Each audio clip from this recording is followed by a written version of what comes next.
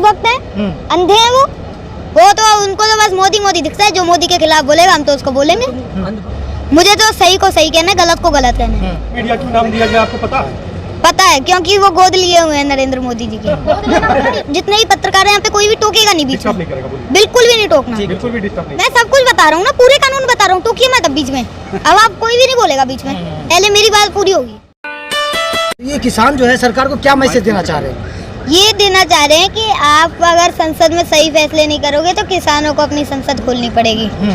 तो किसान संसद तो खोल चुके हैं, स्पीकर भी बैठा चुके हैं। हाँ तो क्या जो दूसरा स्पीकर बैठे हुए हैं क्या उनको सुन रहे हैं? क्या वो किसान की बात मानेंगे आने वाले वक्त में? जरूर मानेंगे, इनको मानना पड़ेगा। अगर ये नहीं मानेंगे तो हम तो यहाँ पे ही बैठे रहेंगे। कर लो जो कर सकते, हम तो यहाँ पे ही बैठे रहेंगे। अगर ये कानून वापस नहीं करेंगे और एमएसपी की गारंटी नहीं देंगे तो हम यहाँ से नहीं हटने वाले, साफ साफ कह रहा हूँ मैं। क्यों पढ़ाई लिखाई नहीं करनी है, आंदोलन नहीं करना है? क्या ऑनलाइन क्लास चल रही है, कहीं भी बैठ जाओ, फोन लो, बुक्स पास रखते ही हैं, बुक्स को अपने साथ रखो, लगाया फोन, क्लास ली, बुक्स से जो भी पढ़ाई करनी है करी, जो कॉपी में लिखना है लिखा, बस अपना काम करो। तो आपने आपदा को अवसर बना दिया है? बिल्कुल कर दिया है। अगर इतना अच्छा है, अगर हम ऑनलाइन क्लास ले सकते हैं तो लेंगे। अच्छा, किसान बार बार ये कहते हैं कि अगर बिल वापसी नहीं तो घर वापसी नहीं, 24 तक बैठेंगे। हाँ। तो आपको नहीं लगता कि किसानों का बहुत ज्यादा नुकसान हो जाएगा 24 तक? कुछ नहीं होगा, किसान अपने हकों की सही को सही कहेगा, गलत को गलत कहेगा। ठीक है, अगर एक किसान जाएगा ना तो 4 आएंगे। अगर एक अपना खेत पे जाता है तो उसके उधर गांव से 4 आएंगे लोग।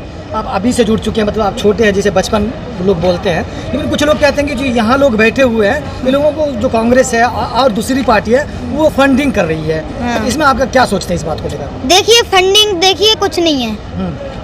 अगर वो यहाँ पे आके देखें, मुझे एक वीडियो दिखा दे जहाँ पे फंड ले रहे हो, जहाँ पे पैसा ले रहे हो किसान, कांग्रेस से कोई और पार्टी से, मुझे वीडियो दिखा दो। लेकिन जो भक्त लोग हैं वो आप पे तो आरोप लगाते हैं ना ये सब चीज का। हाँ जी, वो भक्त हैं, अंधभक्त हैं, अंधे हैं वो तो उनको तो बस मोदी मोदी दिखता है। जो मोदी के खिलाफ बोलेगा हम तो उसको बोलेंगे। अंधभक्त पता है किसको कहते हैं? पता है, क्या होता है? ये जो अंधा हो जाता है, बस उसको तो जिसकी भक्ति कर रहा है वही दिखता है। किसी की भक्ति में अंधा हो जाए वो अंधभक्त है। हाँ। अच्छा, उत्तर प्रदेश चुनाव भी है, योगी जी कह रहे हैं कि अब तो उड़ जाओ, चुनाव आने वाले हैं। हम नहीं उड़ने वाले, तुम कुछ भी कर लो। तुमने इतनी कोशिशें कर ली इस आंदोलन को उजाड़ने के लिए, यहाँ से नहीं हटेगा किसान। अब तो कह रहे लखनऊ जाने के लिए, जा रहे हो क्या? जाएंगे, वो राकेश टिकैत जी होके भी आ गए और वहाँ पर भी एक लगेगा हमारा, वहाँ पर भी आंदोलन स्थल होगा एक, वहाँ पर भी अच्छा रहेगा। उधर भी एक, जैसे ये गाजीपुर बॉर्डर है, वहाँ पर भी ऐसे एक या सारे बॉर्डर जैसे हैं वैसे लगाया जाएगा। अच्छा, राकेश टिकैत जी कहते हैं कि दवाई डोज देनी पड़ेगी। तो किस तरह का डोज देने वाले हैं उत्तर प्रदेश में? डोज तो देखिए, जो चुनावों में इनको पता लगेगा, जब चुनाव के रिजल्ट आएंगे ना तो सबको पता लग जाएगा कि हमारी क्या डोज थी। अच्छा, गोदी मीडिया जो बोलते हैं लोग, गोदी मीडिया, वो आपके बारे में जो दिखा रहे हैं तो आपको कैसा लगता है?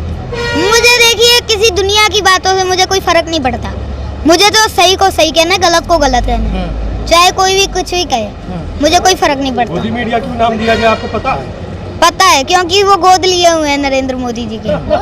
जो गोद लेता है उसको वो ही सारा कुछ संभालता है। तो फिर ऐसा नहीं कहा जा सकता जैसे कि सारे किसानों को राकेश टिकैत जी ने गोद ले लिया है? देखिए, राकेश टिकैत जी भी एक किसान है और ये सारे किसान नेता हैं, जितने भी यहाँ पे किसान है ना, सारे किसान नेता हैं, इसलिए ऐसे ना कहा जाए। वो भी हमारे साथ है, वो भी अपने बस हकों की लड़ाई लड़ रहे हैं। बस वो है कि थोड़ा दौरे करते हैं, जगहों पे जाते हैं।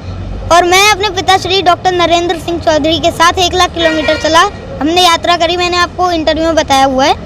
और साथ जो जितने भी देख रहे हैं उनको पता भी है। अच्छा, यहाँ 90 साल के बूढ़े आ गए, 100 साल के भी हैं, जवान भी है, और आप छोटे हैं, तो क्या आपकी टुकड़ी भी आने वाली है या आप छोटे छोटे हैं? बिल्कुल, अब एक जो पीढ़ी आएगी उसको भी पता लग जाएगा कि क्या सही है क्या गलत है, और एक टीम होगी बच्चों की तैयार हो। अच्छा, एक मुझसे डिस्कस कर रहे थे कि वो 12 साल का जो 8 साल का बच्चा है, उनको एमएसपी और कानून के बारे में क्या पता, जो वहाँ जाके इंटरव्यू दे रहे हैं, बात कर रहे हैं? ठीक है, मुझे सब पता है, मैं अभी बताता हूँ आपको। हाँ। देखिए, जो सबसे पहला कानून है वो मंडी को लेकर है, और जो दूसरा कानून है स्टोरेज को लेकर है, और जो तीसरा कानून है वो कॉन्ट्रैक्ट फार्मिंग को लेकर है। ठीक है, अब मैं कानून बताऊंगा। किसान नहीं, किसान का बच्चा बताए। हाँ, तो क्या हो गया, मैं भी एक किसान हूँ ना। हाँ, तो बता रहा हूँ मैं, अभी बता रहा हूँ। पर बीच में कोई भी, जितने भी पत्रकार हैं यहाँ पे, कोई भी टोकेगा नहीं बीच डिस्टर्ब में, नहीं करेगा, बोलिए। बिल्कुल भी नहीं टोकना, बिल्कुल भी डिस्टर्ब नहीं करेगा। ठीक है। देखिए अभी मैंने आपको सारे कानून गिना दिए, अब इनके पॉइंट गिना देता हूँ, ठीक है। सबसे पहला कानून था मंडी को लेकर। अब देखिए इन्होंने कहा है ऑल ओवर इंडिया में तुम अपनी फसल कहीं भी बेच सकते हो जहाँ पे अच्छी रेट मिले, ठीक है। इसलिए अब ये वो किसान जो है वो पहले, सबसे पहले गाड़ी करेगा किराए पे, फिर रास्ते में उसको डीजल देगा, डीजल भरवाएगा, उसका खर्चा, फिर रास्ते में टोल देगा, ठीक है। और उसका इतना तो खर्चा हो जाएगा जितना उसका प्रॉफिट नहीं होगा।